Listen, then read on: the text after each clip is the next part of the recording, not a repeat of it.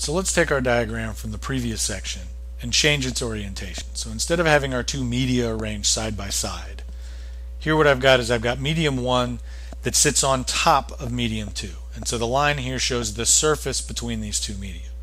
Well, as we stated in the introduction,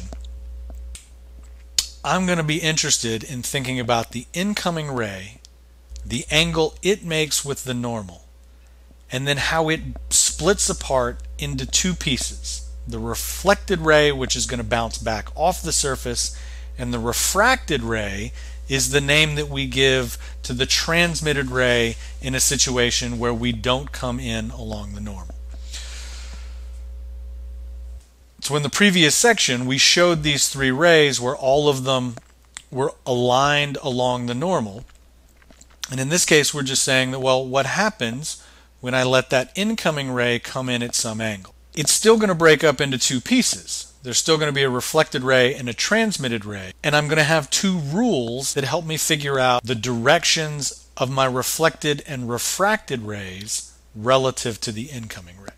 Now, the important detail that I need to make clear is I'm going to care about the angles these rays make with the normal. That's the angle that I always want to keep track of. So the incident angle is the angle between the incident ray and the normal. The reflected angle is the angle between the reflected ray and the normal.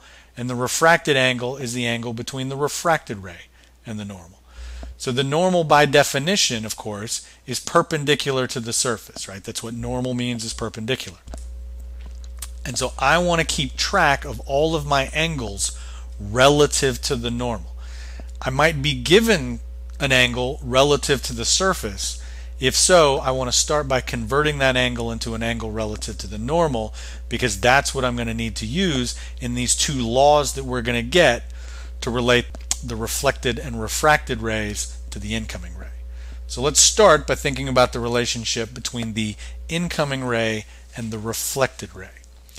That's given by the law of reflection, and it's very simple. It simply tells you that whatever the angle that your incoming ray makes with the normal, so whatever the incident angle is, the reflected angle is going to be exactly the same thing.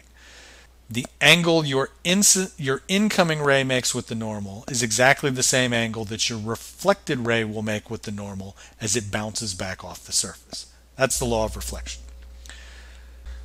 So our second law allows us to relate what's going on with the incoming ray to what's going on with the transmitted ray or refracted ray, and that's known as Snell's law. It also can be called the law of refraction.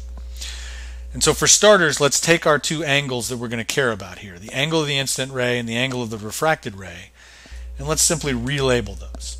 So I'm going to relabel this one as theta I, relabel this one as theta r, and so what Snell's law tells me is that the product of the index of refraction that the incoming ray is traveling through times the sine of the incident angle has got to be equal to the index of refraction that the refracted ray is traveling through times the sine of the refracted angle.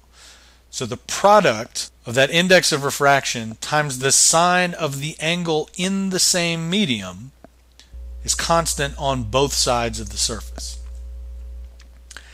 Now you'll notice in this case, the way we've drawn this refracted ray is clearly bending back towards the normal.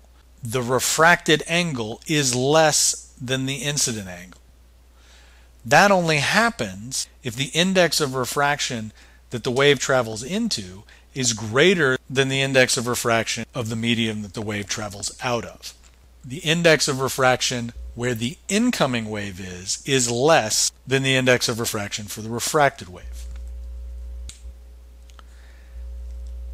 What this means is that light bends towards the normal if it slows down. Because again, we know that it has to be traveling slower if there's a larger index of refraction. So medium 2 has the larger index of refraction here, which means that the light travels more slowly in medium 2, which means that the refracted ray will bend towards the normal. On the other hand, I might have a situation like this, where the refracted ray has bent away from the normal. So instead of continuing on the same line that the incoming ray was coming along, it's bent further away from the normal. This is telling me that the index of refraction for medium 2 is less than the index of refraction for medium 1. So it went from a higher index of refraction medium to a lower index of refraction medium. Light bends away from the normal if it speeds up. So as it goes from higher index of refraction to lower index of refraction, it's able to travel faster. As it travels faster, that ray is going to bend away from the normal. And so between our law of reflection and Snell's law, what we're going to be able to do is figure out what happens to an incoming ray in terms of the two pieces that break off, as long as we know what's going on with the indices of refraction of the two media.